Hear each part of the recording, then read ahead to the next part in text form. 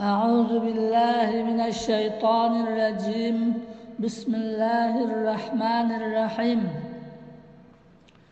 الحمد لله رب العالمين والصلاة والسلام على سيدنا محمد وعلى آله وأصحابه أجمعين.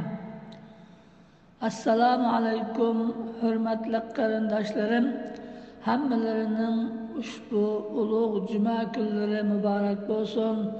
Alloh taolo bu ulug' kunda hammamizning gunohlarini mag'firat qilsin.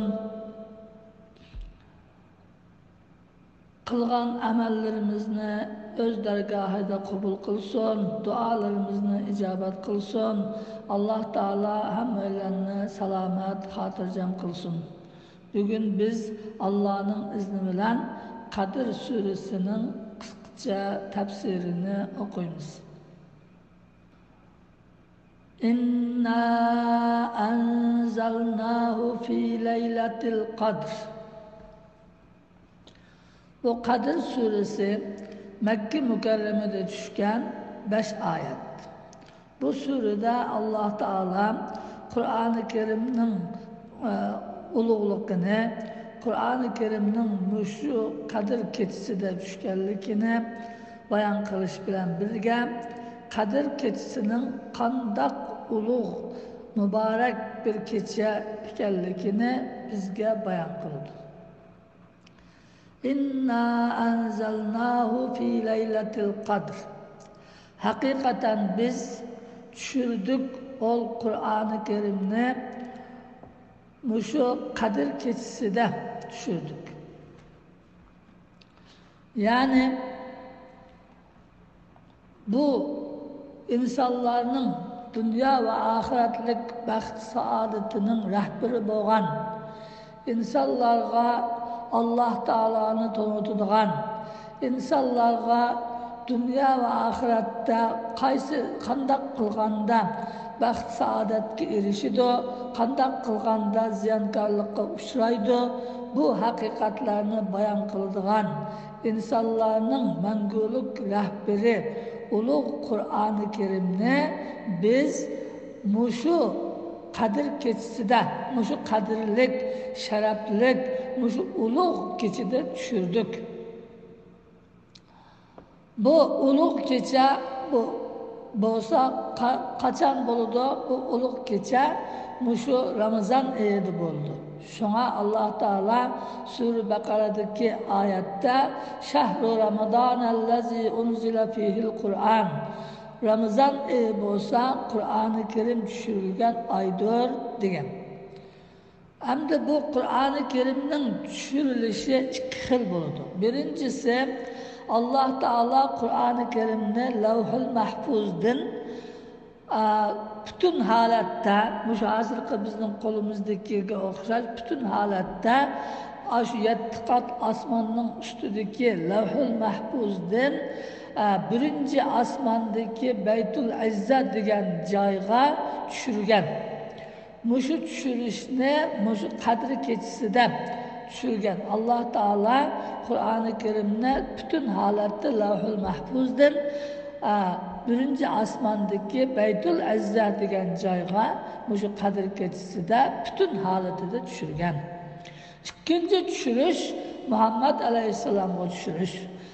Bu bolsa Allah Teala özünün hikmeti bilen Muhammed Aleyhisselam'a Kur'an-ı Kerim'ni azdan düşürüş arkalık 23 yılda tamamlagan. Muşu Resulullah'a düşürüşme muşu Kadir keçisinde başlagan.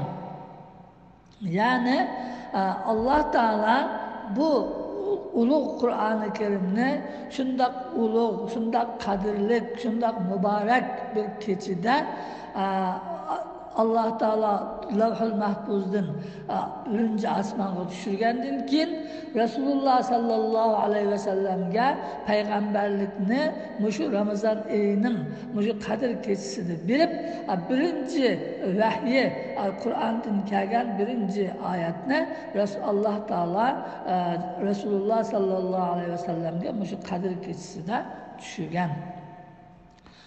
Bu bo'lsa Qur'onning qandoq ulug'ligini, Rasululloh sallallohu alayhi vasallamning qandoq qadrli, qandoq ulug' zot ekanligini va Alloh taolaning bu Qur'onni tushirishi undaq odatdagi ish emas.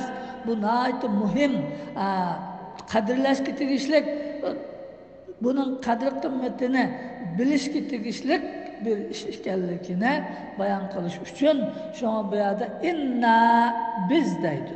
Yani biz tushirdik deydi Alloh taolo. Men tushirdim demay, biz deb o'zini nihoyat kattalik bilan, azamati sultoni bilan, barliq ulug' sifatlari bilan bayon qilgani, ya'ni Qur'oni Karim mushundaq ulug', mushundaq sharafli, bu Qur'on tushirilgan payg'ambar Allohning dargohida shundaq ulug', shundaq sharafli va bu Qur'onga amal qiladigan sizlar Muhammad alayhisolamning ummati bo'lgan sizlar mu'minlarmi Allohning dargohida shundaq ulug', shundaq qadrli, shundaq sharafli ummat sizlar.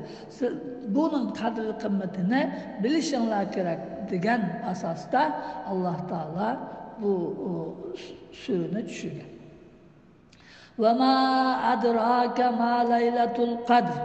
Bu laylatul qadri, yani qadr kechisininki nima ekanligini, buningdagi yaxshilikninki, buningda Alloh taolaninki keltirgan rahmatlarining, buningda Alloh taolaninki bandalariga beradigan mukofotlarining, bu kechida Alloh taolaning bandalarini qanday afv qiladiganligining miqdorini, qanchalik bo'ladiganligini sen bilemsen, sana nima bildirdi ey peygamberim deydi.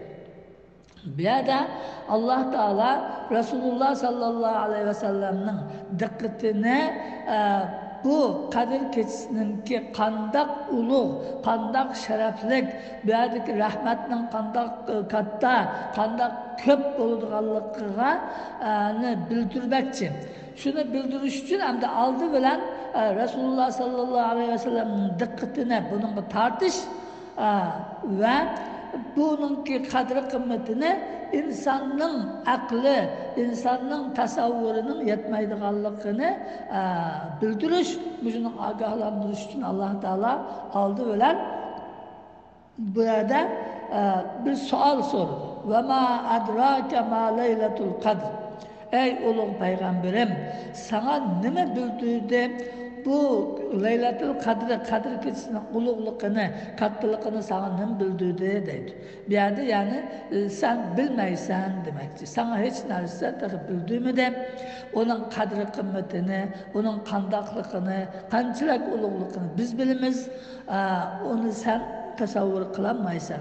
Unda bo'lgandan keyin bu tövendeki ayetlerge dikkat bilen anlığın, bütün aklını, bütün vücudunu, bütün ruhunu bilip anlığın biz sana bunu bayan kılımız deydi.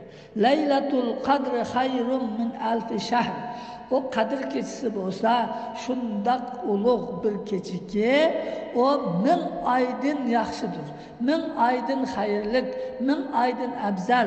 Yani o bir keçinin içinde kılıngan ibadetler, bununla verildiğin mukafatlar 1000 ayda aşındak yaxşı keçilerden 1000 ay boyunca kılgan ibadetlerge verildiğin mukafatın yaxşırak, onundan mı afzalrak, onundan mı faziletlikrak bulundu deydi. Bu Kadir keçisininki faziletine, hususiyetini Allah Teala bu ayetlerde bizge bayan kıldı. Birinci hususiyeti bu Kadir keçisi 1000 aydan ulug', 1000 aydan afzal, 1000 aydan yaxşı. Yani bir bu 1000 ay hem de 83 yıl buludu. 83 yıl yani uzun ömür gören bir kişininki ömrü. Yani bir insan ömrü boyunca müşundak ibadetlerini kılsa, yaxşılıklarını kılsa, onun aldığın mukafatı, müşu Kadir keçisi de bir keçinin içinde kılgan yaxşılıkları aldığın mukafatıga yetmeydi demektir. Yani bu ayda Allah Teala'nın rahmeti şunçalar keng, şunçalar katta, şunçalar köp oldu ki bu keçini hakkı bilen Allah Teala'ya ibadet kılıp, Allah Teala'ya dua kılıp, Allah Teala'nı tasbih edip, Allah'ını uluglap ötküzgen kişiye verildiğin mukafat, ming ay ibadet kılgan kişiye verildiğin mukafatın texmi köp, texmi yaxşı, texmi faziletli olur. Hem de bir narsaga dikkat kılayla, bazılar bunu hata düşünüp, hiç kim ibadet kılmay, şu bir kecha kılınan ibadet kılıp koysa, şu 80 yıllık ibadetki kifoya kıldıqanlıkın, onundan yaxşı olganlıkın, şu boltken de bundan oylap kalmaslık gerek. Biyadaki Allah Teala'nın davetine nafile ibadet. Yani Allah Teala buyurgan farz, 5 vakit namaz, zakat, roza, hac, onundan başka Allah Teala buyurgan bütün işlerini öz layıkıda kılış gerek. Allah Teala toskan barlık işlerden yeniş gerek. Onun sırtında Allah Teala ziyade artık bir halatta bu bizge rahmet kılıp, bizge özünki fazl-ı kerimine, ihsanını birip, bu Kur'an-ı Kerim düşürülgen keçini şundan ulu keçi kıldı ki, bu keçide ibadet kılgan kişiye, şu kılgan farz ibadetlerinin, başka ibadetlerinin sırtı da yine şu 1000 yıllık ibadetinin ki, din yaxşırak mukafat vermen deydi. Bu Allah Teala'nın çeksiz rahmeti, çeksiz bizge boğan, müminlerge boğan mehribanlığının ki alameti. Tetenazzalul melaiketu ve ruhu fiha biizni rabbihim min kulli emr. Bu keçiden, bu Kadir keçisinin kendi ikinci fazileti, nima desa, ikinci fazileti bu ulug' keçide bütün perişteler tushdi ve ruh yani Cebrail aleyhisselam tushdi. Nim bilan tushdi? Biizni Rabbihim, özünün perverdigarı bo'lgan Allah'ın izni bilan. Yani Allah Teala bu ulug' keçide asmandaki barliq ferishtalarga ve Cebrail aleyhisselamga ziminga tushinglar, yer yuziga tushib, meningki shu bandalarimni, mo'min bandalarimni qorshab, shularga ibadetiga o'rtaq bo'linglar deb Allah Teala ularni tushir buyuruydu. Allah'ın buyruğu bilan bu ferishtalar ve Cebrail aleyhisselam başlık hemmisi yeryüzüge tushib, şu keçide ibadet kılgan müminlerini etrafını qorshab turdi. Ve o bendilerinin ibadetiga ortak oldu. Bendilerinin duasıyla billah amin deydi. Allah Teala'dan bu keçide ibadet kılgan, bu keçini Allah'a kulçuluk kılışı bilen ötküzgen bendileri için o perişteler Cebrail aleyhisselam dua kıldı. Allah'tan rahmet dileydi. Muşundak, muşunun için kelip. Min kulli emr, hem de bütün işlerini elip düşürdü deydi. Yani bu işler bir yıl içinde Allah Teala'nın kılgan hükümleri, Allah Teala'nın ki bendileri bir tıkan rızıkları, bu dünyada olup ötüdüğün işler, kançılak kişilerin ki bu dünyaya yeniden yaratıldığı, kançılak kişilerin bu dünyanın ahiretine getirdiği, ondan başka biz bilip bulanmayımız barlık işlerini elip düşüdü. Yani bir yıllık bolduğun ahvallar muşu keçide belgelenirdi, muşu keçide perişteler hep geliyordu deydi. Demek bu keçininki fazileti de Allah Teala varlık periştelerini Cebrail aleyhisselam'ın düşürdü. Üçüncü, bu Kadir keçisinin üçüncü fazileti selamun hiye hatta matla'il fecr. Bu Kadir keçisi olsa salam, hatırcemlik, amanlık, yaxşılık hemmisi şundak buludu. Kaçangıçılık şu matla'il fecr yani tam atqıçılık. Bu keçe kaçan başlaydı dese bu keçe akşam iftar qilgan vaqtida namoz shamga azon o'qigandan boshlaydi. Shu tong otquchilar zo'rliqni to'xtatadigan vaqtgacha davom qiladi. Bu jarayonda butunlay yaxshilik, butunlay amonlik, butunlay xotirjamlik bo'ladi. Farishtalar har tarafdan mo'minlarni muhofazat qilib qorshab turadi. O mo'minlarga bu kechida hech qanday bir zarar, hech qanday bir ziyon kelmaydi. Bu kecha shundoq ulug' kecha. Endi bu kecha qachon bo'ladi, qaysi degan yerga kelsak, ana bu ulug' kechani Alloh taolo bu Ramazon oyida qo'ydi. Bu kechaning qaysi kecha ekanligini bizga aniq bildirmadi. Chunki bu shundoq ulug', ming oydan ko'p ibodat qilganning savobini oladigan kecha bo'lg'achqa, bu kechani insonlar istisin. Aşı keçigeni tepip, aşı keçide ibadet kılışkı tirişip, Ramazan'ın keçilerine ibadet bilen ötkelsin diyen cihattin Allah Teala bunu bildirmedi.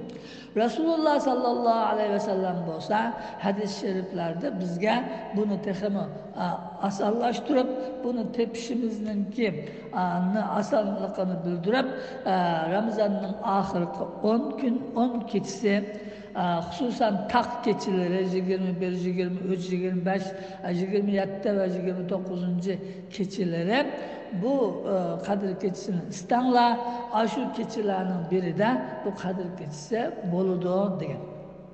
Yana bir hadis-i şerifte Ramazan'ın 27. keçisi Kadir keçisine bo'ldiganligi bayon qilingan. Bunun için dünyadaki bütün umumi Müslümanlar şu Ramazan'ın 27. keçisine Kadir keçisi de onu ibadet bilen ötküzüşkü tirişidi. En afzal bo'g'ini, en yaxshi bo'g'ini shu oxirgi 10 keçini mayli taq, mayli jup keçilar bo'lsin, Ramazonning oxirgi 10 keçisini mumkin qadar ibodat bilan o'tkazishga tirishishimiz.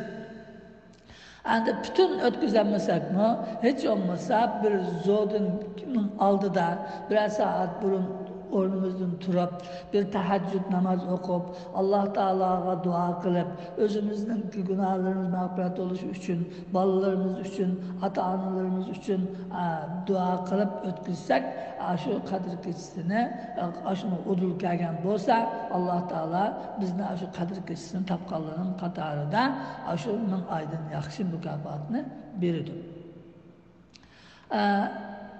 Rasululloh sallallohu alayhi vasallam bu Kadir keçisinin faziletini bayan kılıp kimki şu Kadir keçisine ibadet bilen Allah Teala'ga bu Kadir keçisinin ki şunda kadirlik, şunda ulug', şunda yaxshi bir kecha ekanligiga ishongan ve Allah Teala'nın bu keçinin mukofotiga, bu keçinin rahmetiga, bu keçini biladigan savoblarga erishishni umid qilgan holatda shu keçini ibodat bilan o'tkazsa, Alloh taolo uning o'tgan butun gunohlarini mag'firat qiladi, kechiradi deydi. Shundoq ulug' ibodat bu keçini o'tkazganning savob. Hamda Hazreti Ayşe anamiz Resulullah sallallahu aleyhi ve sellem'den ya Resulallah ben bu Kadir keçisini tapsam o keçide ne dep dua kılay bana şu duanı dep başla diyen çağda Resulullah sallallahu aleyhi ve sellem Allahümme inneke afuvun tuhibbul affe fa'fu anni dep dua kılan dep üretken. Yani ey ulug' Rabbim sen affı kılgıçsan, sen affı kılışını yaxshi görürsen, sen beni affı kılgın dep muşunda dua kılışını öğretken. Biz şu Kadir keçisine muşunda dualar bilen ötküzeyle bugün Ramazan'ın 25. günüsü, ertesi 26. keçisi, ertesi keçisi 27. keçisi oldu. Bu keçilerini tepilmez fursat kelajilgacha ömrümüz bormi yo'qmi bilmaymiz. Alloh taolo hammalarga uzun ömür bersin. Mushu kechalarni g'animat bilib ibodat bilan, dua, zikrlar bilan o'tkazishga tirishaylik. Alloh taolo bu Ramazonda qilgan ibodatlarimizni, ro'zalarimizni hammasini o'z dargohida qabul qilsin, bizni gunohlarimizni afv qilsin va bizni xuddi shu onamizdan tug'ilgan vaqtidagidek butun gunohlarimizni mag'firat qilib pok holatga keltirsin.